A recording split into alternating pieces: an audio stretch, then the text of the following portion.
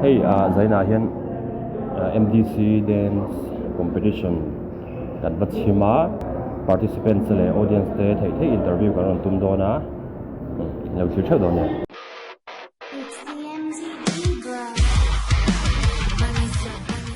ke pa ming khoi mi lo soi sak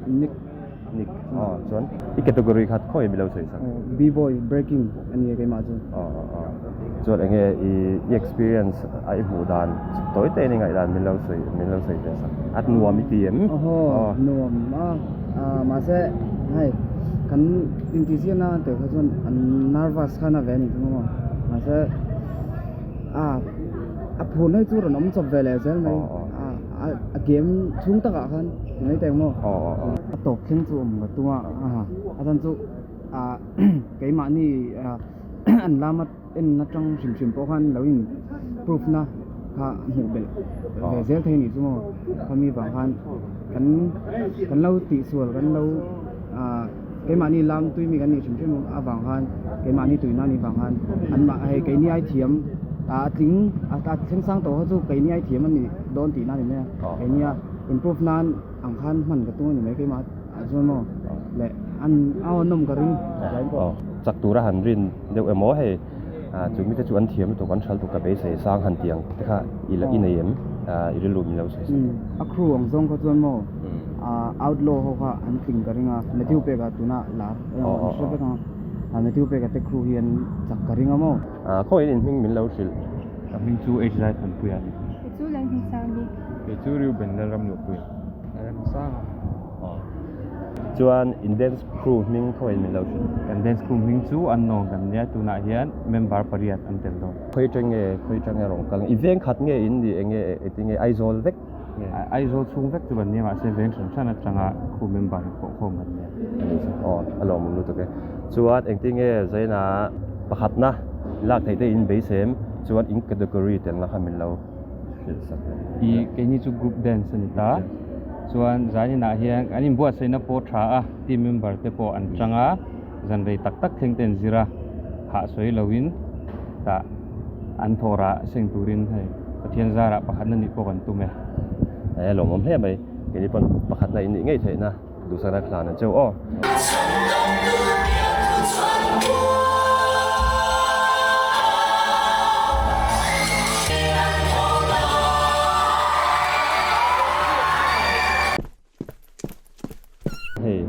mel thadeu deu mai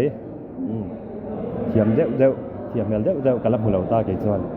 an kom do na khong in hming min lo soi sak coming to le hong ya ni coming to SL pe kloi Sara Asia Koswangi Christina Siram din sangi khoi train nge le en category lam tur nge in di pakhat min chang mai se taro ke mani hi Mount Carmel School team e kan ya chan hostel kan ya chan category di ka chan school category in the very ani chu pakhat na in ni in beisem enge in experience shim hey a thei ka min lo share sakula tu ber ke dan jerna hun hi dong kan nga lo lutuka hostel kan ye boxa le kha jerna ti ko bren khangai boxa kan mis te hanin hun ol kan ne yang anga min je ti min tha sak chen boxa chaman chan ke banya min to na tok la ting tu ri ani chu in Mr. Pozul fel he mai chuan school angin ngei ron chua a shan pain crew in dinem school angin kan la tha pakhat na in nge thei na du sana ka hla cheu khongai in hming min lo sil masa Vanelin sana zo mo la nel manomi min si zo wa pui in dance crew hming min lo soi sak mai la no ke hi sifang kan nia champhai tanga local kan la bang bang hle mai taro enge in puwa cha te a tha enge in experience heta helai ron thlen china point toi te min lo soi sak it's like a run thlen china he boro hi na adang lang khop mai ma se thei top chu kan chho ve ni chuan enge pakhat na te ni te in beisem enge a challenging in tm helai borok sim dance crew te in hu dan sim kha boro ki rin na ya sang khop mai kan zo lo rep pa ma ro chu kan eng di mu apo singila kan ru lungoi turing kan siam fe to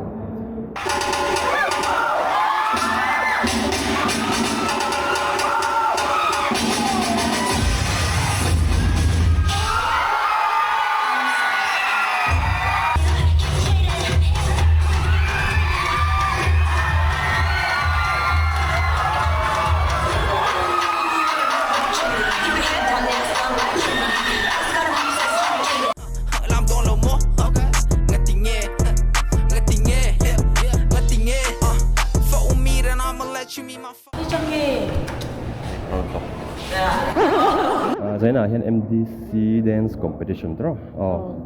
chema hei host mel tha tak an lo oma khong ai ming min lo shi ya sang pui sai la ni min lam atang in tran to in ka sia ni min lama khan beril le competition kha kan chana zan in final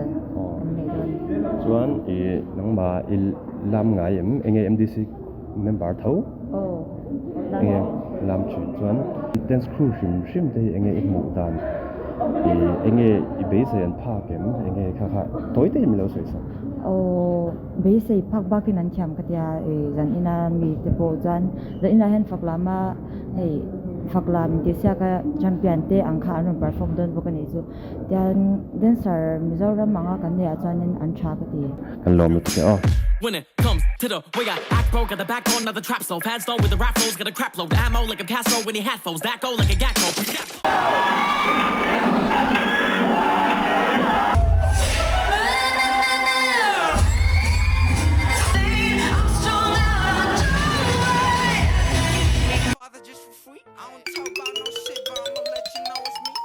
performance pui rem khop mai kan lo clear ama sain ama hi bobo atin kan sia chuan breaking a draw breaking a winner ania tinge in zo thor ta la in buat sai dan khami performance ron phau chuak thei turin khami kha toy fel dewin mi lo chang in bùa cha tia cho mo cái in bùa cha thà đầu tin cái adona cái chế số bả lại cái cúp lệ cái ban về cái tin à cái chả chắc là ba in bùa cha nó bữa mà cái này chúngเราmà sẽ cái phần này nhìn khác thì vậy khai pui khop mai kha thorim le in von te pongai vem ka ringa ma in mo i vo ingza lo tel to nang e winner i vo ingza ge lo ni to ka winner yi với thum na hết ta mi sao lắm chung à pathum ni to chu ani chu ro pui khop mai chon next project mo he ma chop ang te enga mo ni nang ma i nei na mo i nei tu rang te po khoin min lo share sak vela ai thả thì ni mai kan lom to ke he kan che te chelo dung khop ba ya kan kom lok do ni toy te ma ni rong kal nge chen te ron troi om khoin min lo cái mà thực sự MDC family cái này mà sẽ có thằng official chỉ đâu che pa ipo action te ani ve ka mo lo troi om khoin min lo sil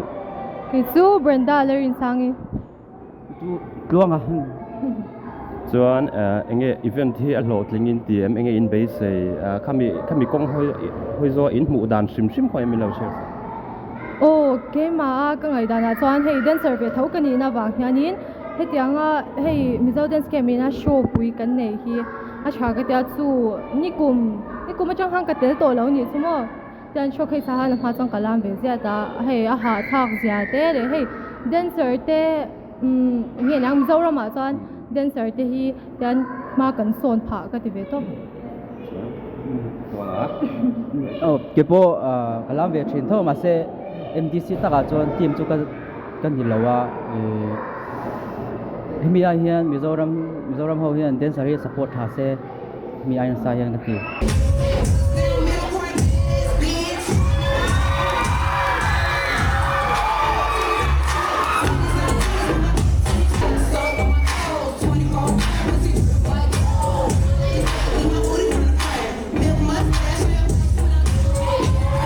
ai zaina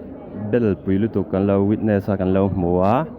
chuan an mai chu introduction po angai karing lawa stage name point mi lo soi sak vele shim cái stage name to Lil J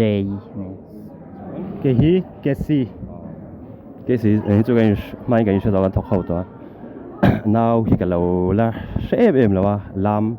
mi lâu này lâu về nó lại bùi khóc bay in bên ha khát tối tên nghe khát tahan feelings nghe in real wa lâu nào betul kan be real feelings sim ha tối tên mình han share về sim đâu cái màn này các category các hip hop anh ta cho câu này hiện Mizoram azun hip hop freestyle itu atim hasapol kan ta với tấm tắc lên tụm ta cho nó feeling big azun unau kan ni na kan theng hil chena bel chung ai chuan này cái mà là mai chuan nuam cái cắt tí top mấy hay tôi phải chuan cái nào thì in huang ha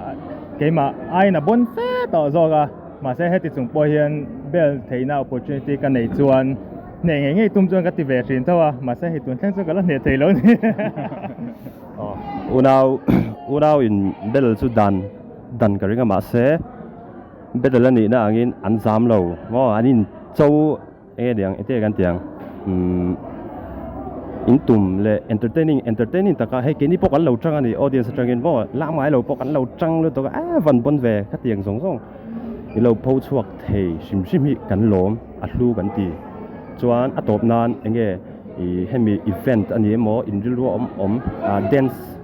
game mizo dance game chung lo po ti tiang in rilwa kha a top nan mi han soi sak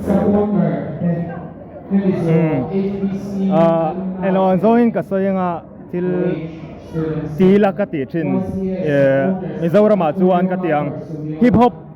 tuna chu hip hop angin ka soyanga hip hop community hi Mizoram hian kan clear lu tuk thina hip hop chuan hei element sang awm ta pali kha Mizoram chuan hei rap te DJing te chuan breaking te graffiti te asangin kan kal vek zela kha in support ton lo thina tu hei du thu sama chuan ramdang angin khami element zong kha hip hop aniang han influence khom theila hemi ai sang hi kan thleng thei viawang chu lom khop mai ti zong khan ni se kan lom lu tuk kan kom thei cheu kan lom le tu na hei zai na show te azo to a hei host zai MMA Reginai kan kom lok nga toy te in enge zanin I experience I feeling sim I du kha mi share top te anh tia ka sayang apui abon ra thil kalasiat ngai lo thil tam tak zani na ya na thenga ma se experience thatak ani in ka sia hetiang opportunity kan nei hi ka lom hle ni aba hi kan lo she lo takin lam na sa MMA MDC a phejon mana ai shiat ma atang to lo lam to ne enge zai na khan perform ve te cha game performance vel in mu khan enge irilwa lo sim nga tinge nang ma hi perform ve lo ti kha nen cha sa perform ve cha khop mei ka lunga leng chin ka lam ve chin hun lai te ka ngai mishing kan lo upat ve tel tel han lam reng hi ahar ve to ni chu hei hun nei te nga ya mo phurna shan in min lo tlak buak ve to chin a chan lam reng kha har to ati han ka man chang in zeu in kalam ve china ni me chu zong ale kan lom lu tuket ama sai introduction hay nei tir ve sim la kan lo sia sa pon ni an ni pon ning ke hi la rem ruat fa nai kan ya ruthi valel ruat sakhi kani la ruat dika chuan ami man bali in soi menga zai na in feelings hey enge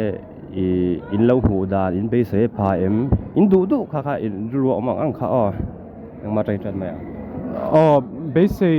ang nge yin an ron lam chale kumtin 2015 na changkhan in showcase nei ani to team member ma saber akhan katela zanina po he ka be se ang takin an ron lam cha mu nom khop mai next nya ke po 2016 na changhan Mizo Dance Camp team han ka uma hey tuna cha ke ni chu hey class pe ang zong teng anom to wangin tang showcase te kan tel man talawa ke ni hun lai ngot a jana ro puis le swal to mu nom kinh mấy rồi cái bộ dân chúng muốn ông có thể có mấy cái hit 2019 most promising dancer ha cái nia chuan kan làm về trên này là level bộ sang tổ khop mấy muốn ông khop mấy zadin program ta kan lo thira he pui rem khop maya MDC Wulzel ro se Zukan in chin, Jukan to chin, Pui High Tech and Pulo chin, Tin, Chicks Tech and Plan, Lil One Fan, Kan Kang Fan, Hula 2010.